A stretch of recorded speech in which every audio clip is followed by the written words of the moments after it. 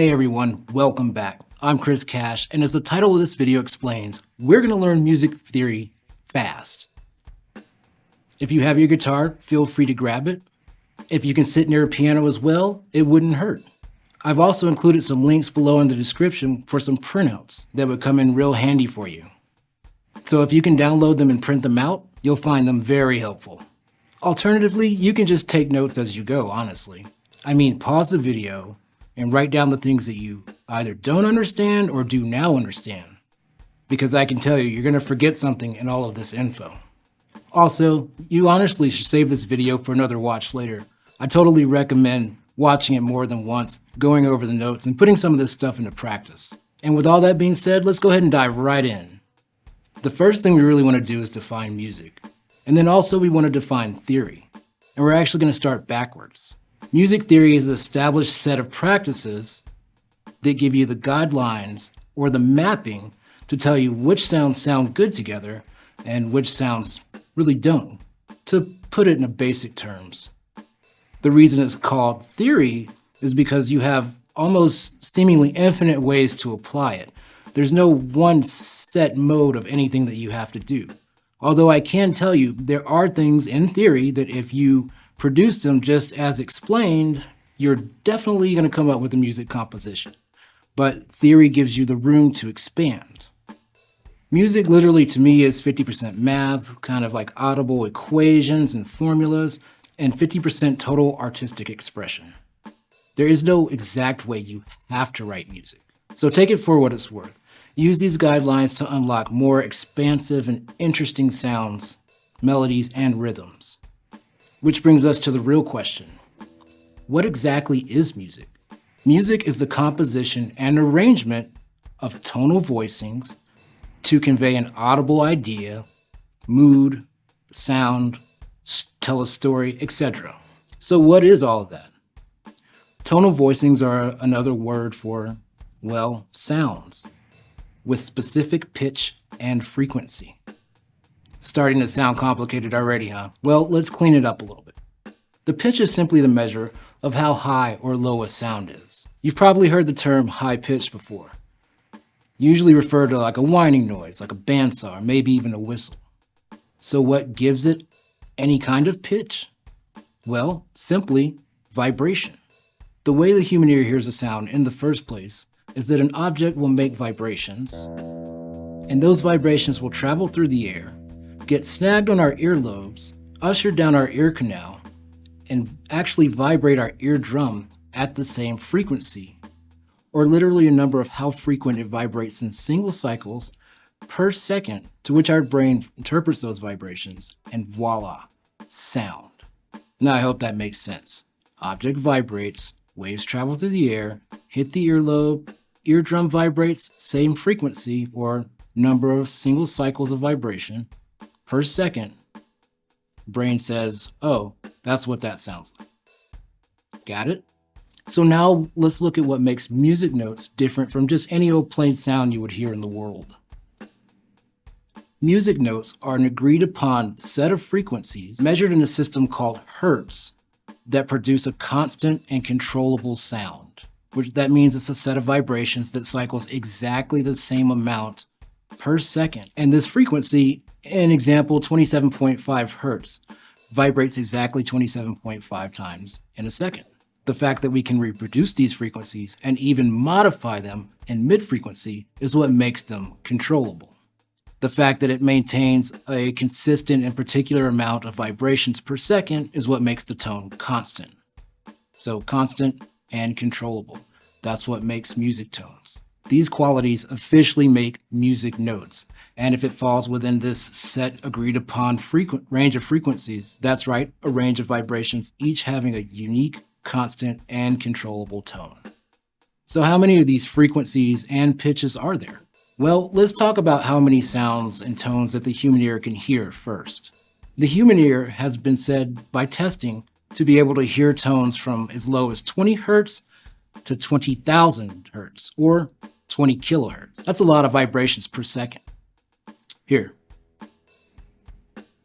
let's look at this piano. A standard 88 key size piano starts at 27.5, which is called A0, and ends on 4186, known as C8. Most guitars have even less range of frequencies than that, so this is a good range for us to learn. Now, since we're talking about pitches, just know that all direction in guitar refers to pitch. Basically, if you're moving up, it's always in pitch, meaning the direction towards the higher sound, up in pitch. So if you just look down at your guitar, you'll see that the string closest to your face is a heavier gauge, or a thicker width around, and it's basically the fatter string. And the one closer to the floor is the thinner string. And if you were to pluck either one of those strings, you'll see that the one closer to the floor has a higher tone, a higher pitch.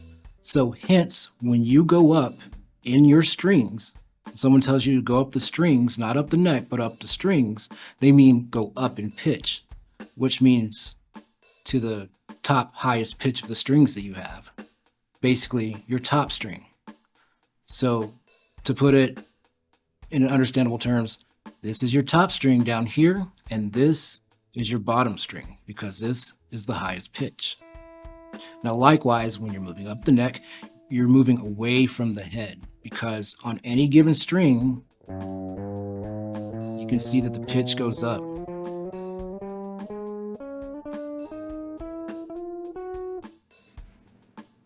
Pretty simple. I know it's counterintuitive, but it's something you're definitely going to have to get used to because it's certainly not going anywhere. You'll also hear that this string is labeled as the first string because it's the highest pitch. So really it's 1, 2, 3, 4, 5, 6. Not the other way around. You would think 1, 2, 3, 4, 5, 6. Also, if you turn your guitar this way and look at it downward, if you were going to actually write something in any kind of notation, you can't turn it upside down because then you can't see the strings you're talking about. So this is the only way, left to right, that you would read your guitar. This is your top string, like a piece of paper with 6 lines.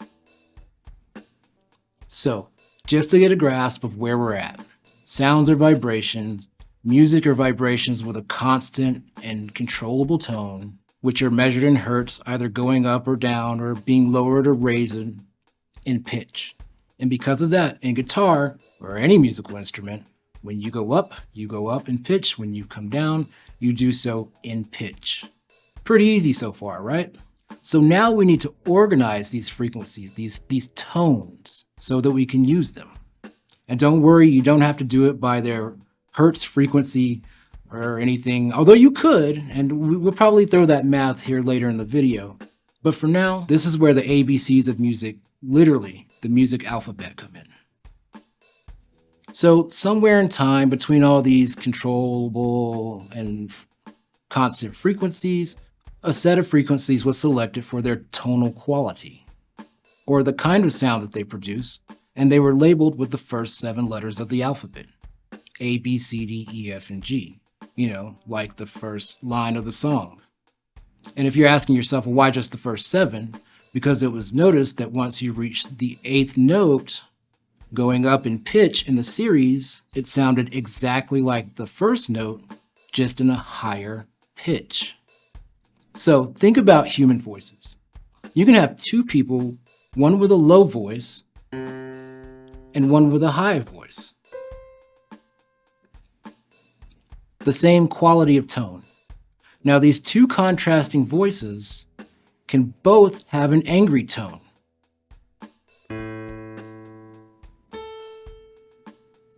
Angry, in this case of music, just in this example, we'll label as A, the tone you just heard.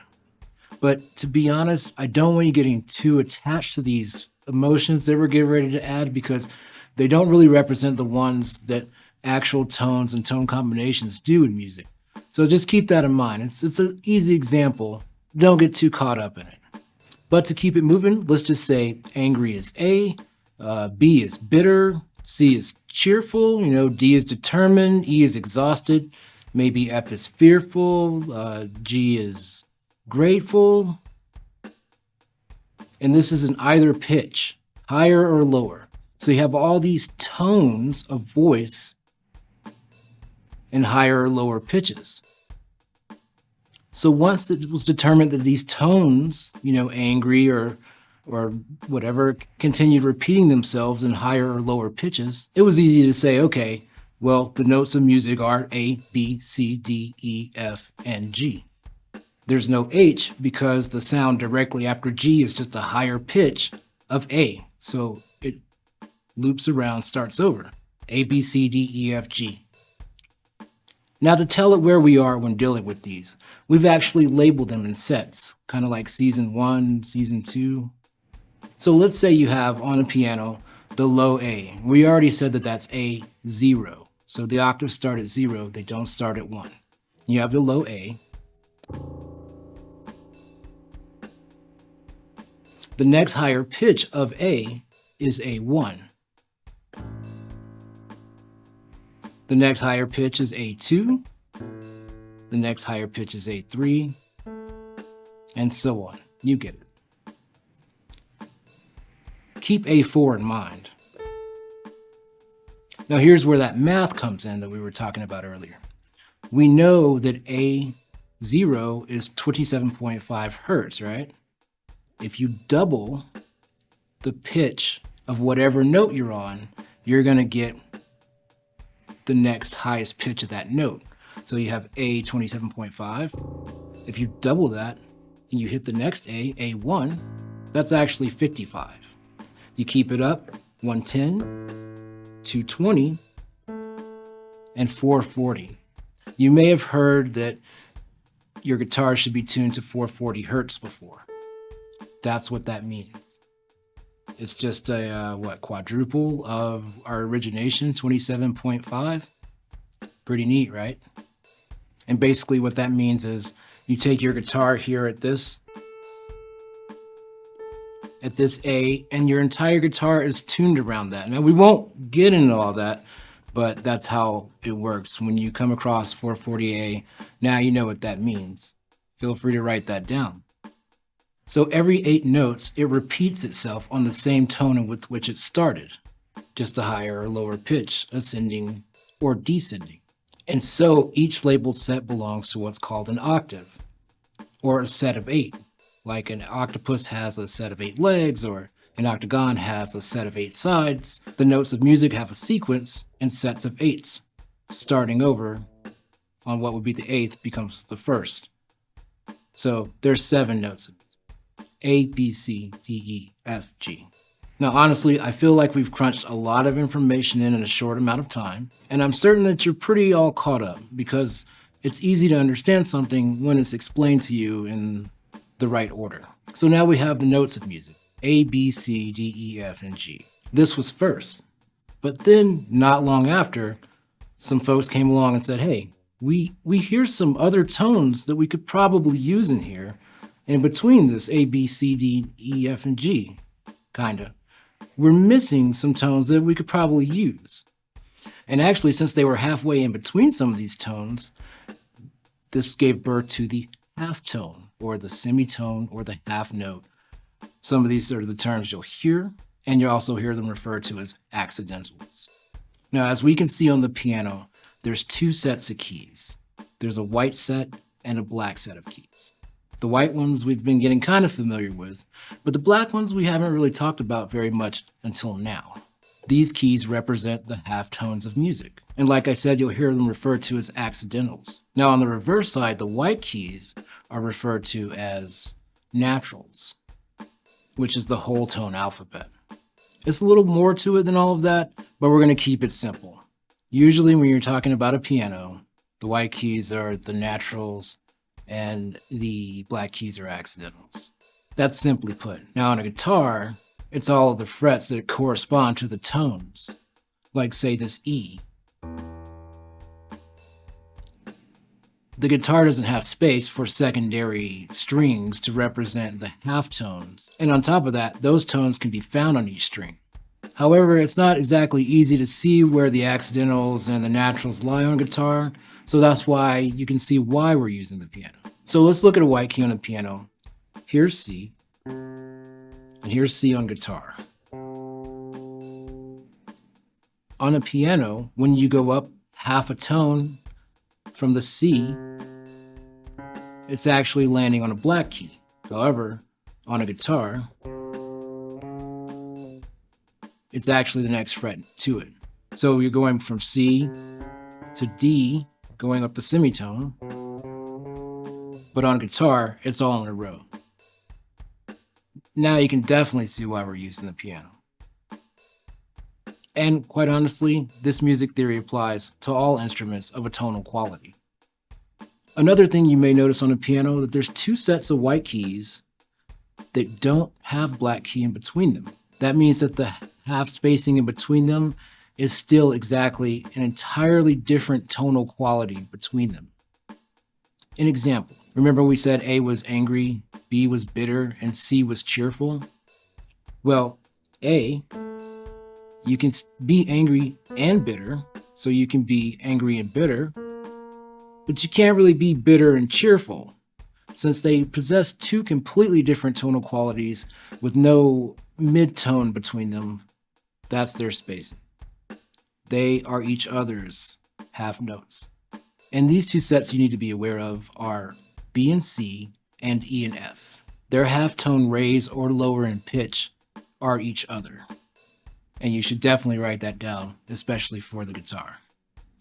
So if you have A, B, and C, and so on, and it goes all the way to G and just starts over, then what, pray tell, do we call these halftone pitches in between these other keys that we're seeing that share somewhat similar tonal qualities halfway? What do we call these notes that are halftones in between these naturals? We append or add on to the original letter tone name that was given with an either hashtag or a pound sign or a B. Either way, this reflects that the tone is either flattened or sharp, depending on which direction you're headed in pitch for now. And that's just really also trying to keep it simple for you. For now, depending on which way you head in pitch, we'll just say sharps or flats. Let me give you an example.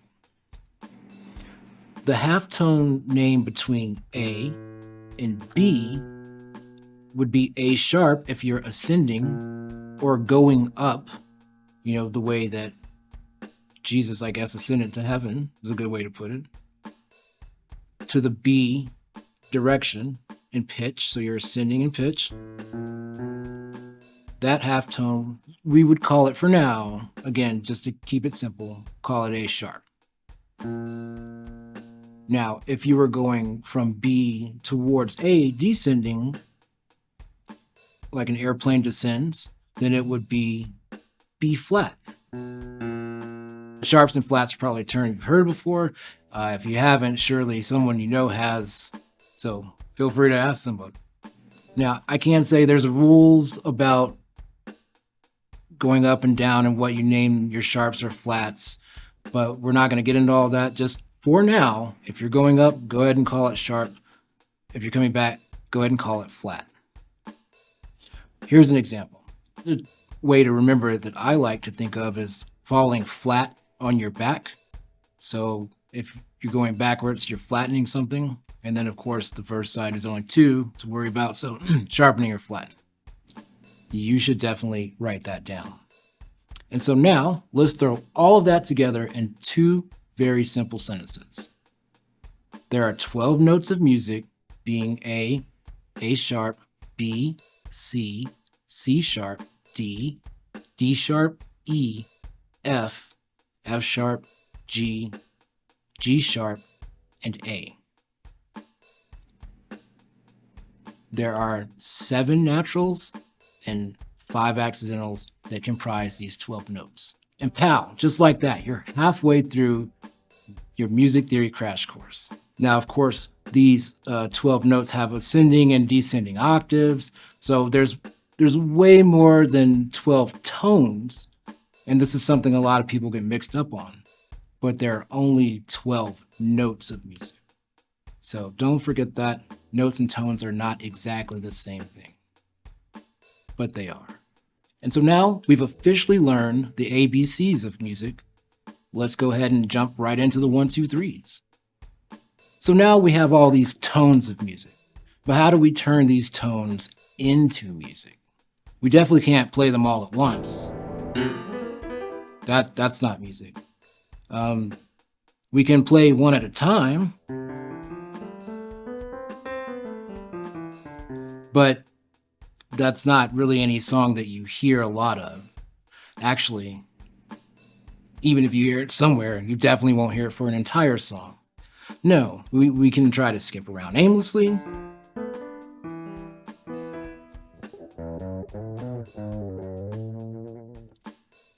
But does that really work? Hey, the good news is there's a better way, and it's an established system that's been around for hundreds of years now, in some way, shape, or form, kind of probably about the last 70 years, the way that we see music here in the Western Hemisphere. And it's been working, and I think we're going to keep building on it. It may change here or there, but there's a whole system to help you understand how to put together beautiful sounding music. That's music theory. Now, music is essentially made up of three basic parts: rhythm, harmony, and melody.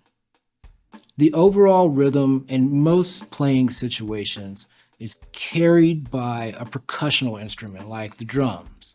So what we're going to do is kind of jam harmony and rhythm together, because your guitar does play to a rhythm, but in a band, if you're doing it right, the rhythm is carried by the drums, and you play your guitar to that rhythm. You guys stay in a rhythm, but the main rhythm component is the drums. So we're not worried about the drums because your guitar does play to a rhythm. We're just going to stack we're just going to stack harmony and rhythm together. And now we're going to say, for a guitarist, you're worried about melody and harmonizing with that melody. And they're not really opposing things. You actually harmonize with the melody. So it's good to incorporate the mindset that they're not one or the other. And just so you know, that guitar is actually considered in any ensemble part of the rhythm section. So keep that in mind. So to differentiate between the two, the melody is what really kind of carries the mood that you're trying to put out. And this is usually done with just any kind of arrangement of notes that can fall into chords, but melody is really kind of an arrangement of separate notes that kind of carry an idea of what you're trying to express. The harmony expands the melody, giving body and form to the song. Most songs have both, otherwise they're not really songs. I mean, you can hum a melody without actually composing an entire song. The harmony of a piece ties a few elements together, giving the melody a full, resolved feeling for anyone who listens to your song, as if the song was complete and in harmonic order. Basically, a complete work. It's not about keeping a song at 3 minutes and 30 seconds or making sure it's a 15-minute anthem. It's about having a work that sounds good and complete. So what then? Can we add these notes together in some kind of sequence? And how do we do so? And what is that sequence? Well, as a guitar player, you have two very important weapons in your arsenal, and that's going to be scales and chords. You've probably heard of both before, surely. Scales tell us what array and in which order that certain notes work together to come out with a great melody, and one that sounds correct and complete, resolving. Every tone has a scale, and it has harmonizing tones within each octave of a tone of that scale that sound good together, because basically the vibrations, well, they vibe. They sound good together. And then outside of that scale, there's notes that you should not add. So let's take the C, for instance. That sounds complete. Now, if I were to go backwards one note at a time,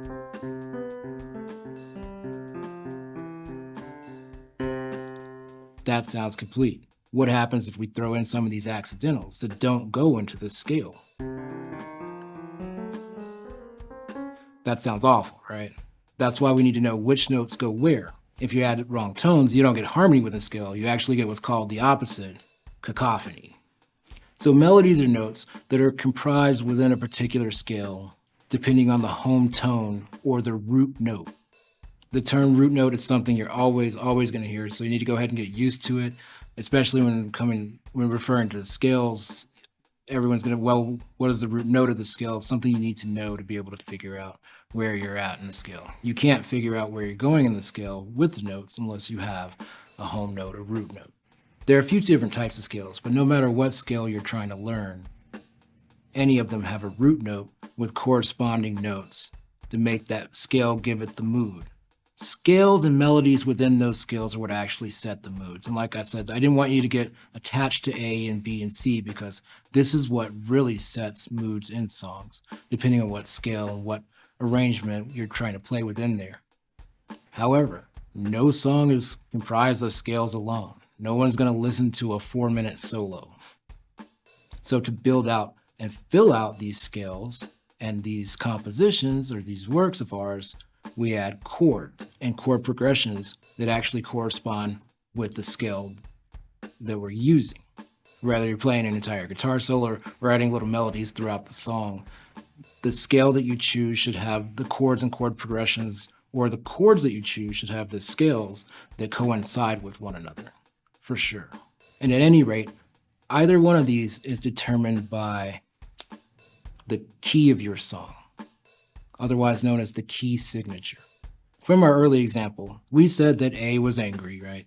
Now let's say we wanted to make an angry song. We would probably want to at least use A somewhere in there, maybe even start or finish the song with the A note or chord that corresponds with it, because A is the angry feeling that you're trying to convey, right?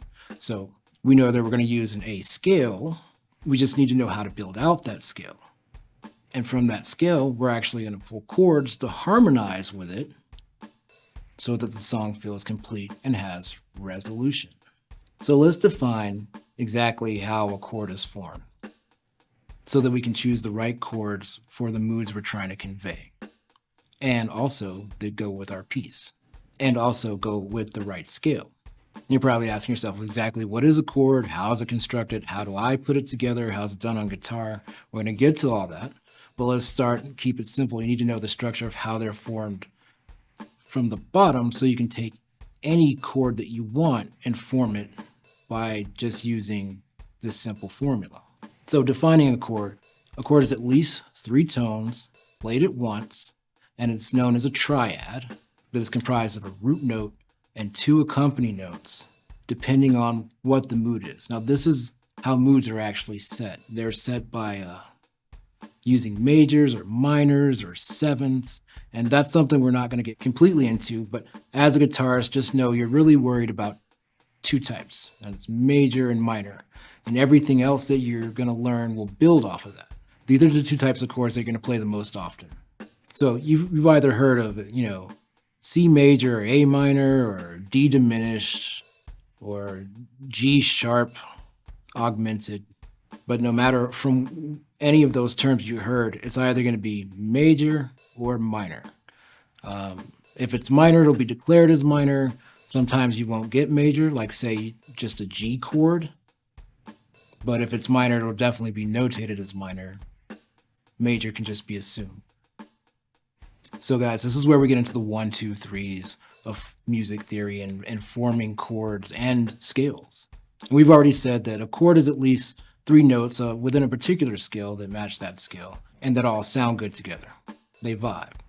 But how do we choose which ones make which chords and from which scales? How does all this get done? So we use scale and formulas. Now, we'd love to go ahead and form some chords, but to use a chord forming formula, we have to know exactly what notes are in the scale so that we can pick from those notes and form the chords that we're looking for. And before it gets too complicated, let's jump back here on the piano and check it out. So most people that learn anything on piano, you start out with C. And because C on a piano makes a very popular scale known as the natural C major scale. And because it's comprised of all the white keys. We're back at that octave. If you, like I played earlier, if you play any of these black keys in there, it doesn't sound good, right? That's not the C major scale. Now, it may sound good if that's what you're going for, but If I were to play chords that go with the C major scale, it definitely wouldn't sound good to add in notes that don't go with the C major scale. So C major is all the white keys and all of its accidentals. If you were going to get into some minors, we're not right now, but you could hear that it had a good resolving sound going up.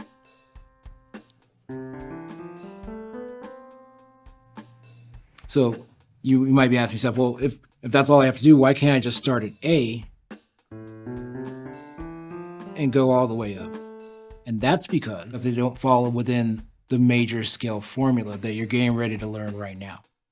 So this is a part, if you haven't printed the printouts or gotten a piece of paper, you should probably definitely go do that right now. Go ahead and pause it.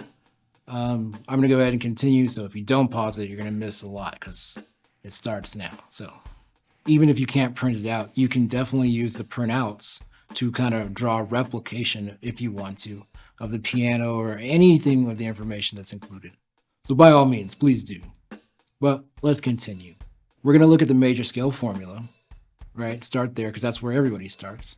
And we just saw it with C, and we're going to look at what it is that makes the major scale sound good with that C, and what notes, if we wanted to use A, to make the major scale in. And really, you can use this for any note. Whatever your root note is, doesn't matter.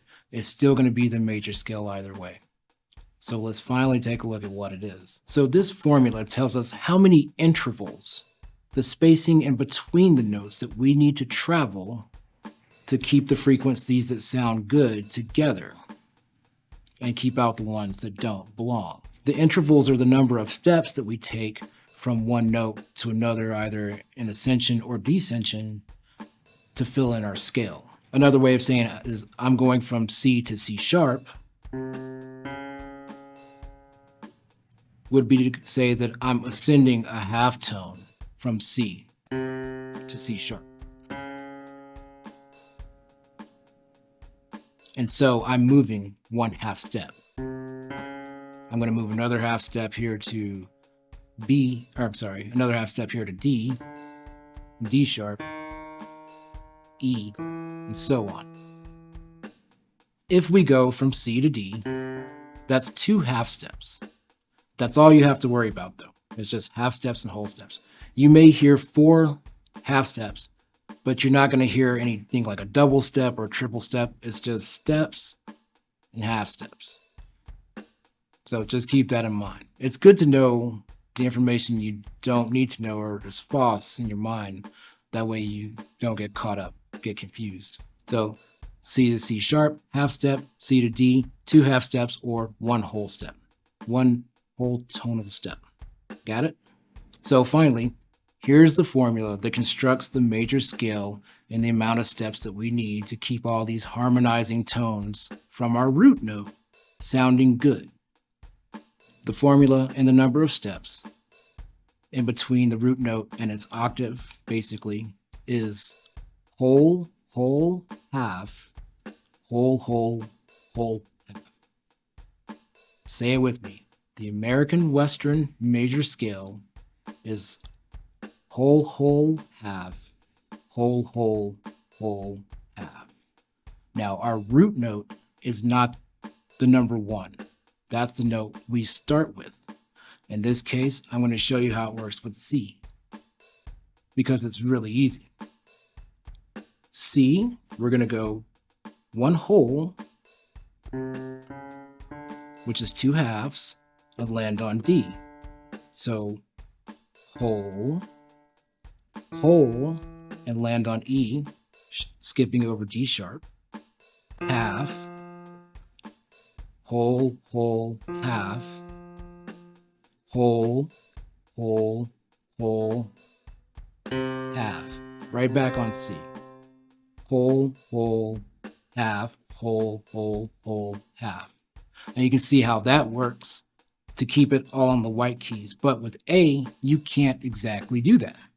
A doesn't fit on just the white keys because we're starting at a different key. So let's see what A looks like. We're going to start on A and go 1 whole. So whole over to B, But now we need to go a whole, and you can see B and C are close together. We're still going to jump, in this case, C being the accidental of B. We're still going to jump. Now we're going to land on C sharp. And then we're going to go and land on our half. So whole, half on D, whole, E and F, same thing. Whole, landing on F sharp, whole, on G sharp, and landing back on A. So now we're looking at A, B, C sharp, D, E, F sharp, G sharp, A. Now the funny thing about music is, no matter what your home key is, it's actually the particular scale that sets the tone or the mood. So A and B isn't a matter. Listen again to C. And now let's listen to A.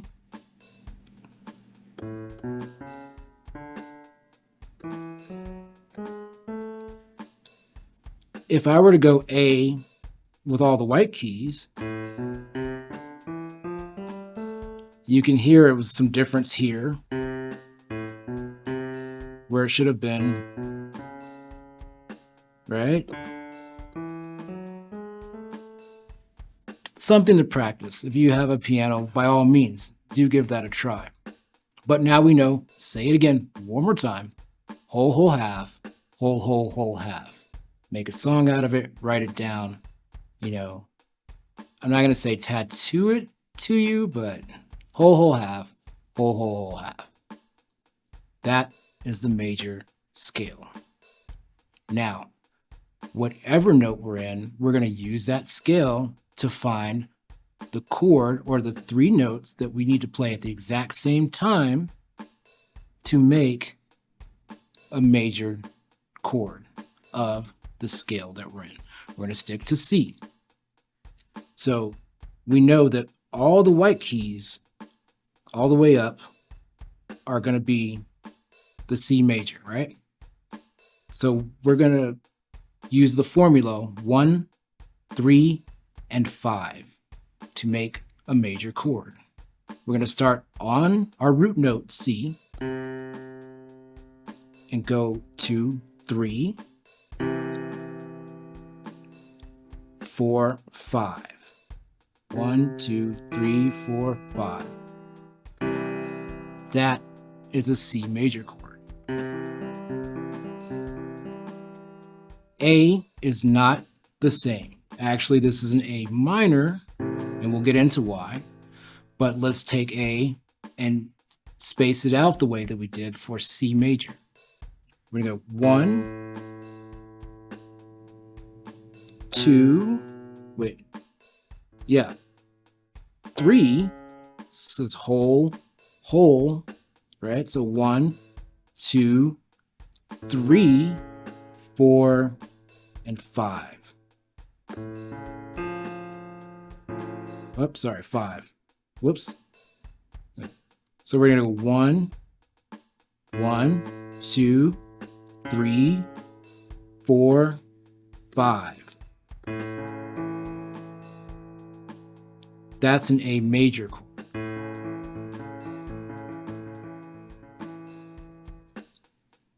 And that's it. Thanks a lot, guys. Have a great evening. I'm just kidding. But now you know the formula for both the major scale, whole, half, whole, half. And now you know how to form a major chord out of that formula. Now, there are 3 types of minor chords. We're not going to go over all 3 of those. So what I will tell you how to do is to form a minor chord using a major scale. And we're going to take the C again and make our major chord 1, 3, 5. And what you're going to do is you're going to flatten to go back 1 half tone, the third. So it's 1 flattened third, 5. 5 stays.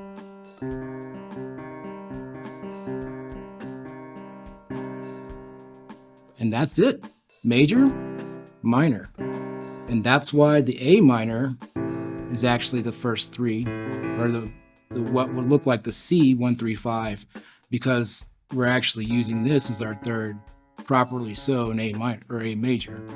So we flatten that, and that's minors. And I gotta tell you, I'm real tempted to talk about augmented and just all kinds of things, but I really want to keep it simple for you. That's why we're not even going into the minor scales per se.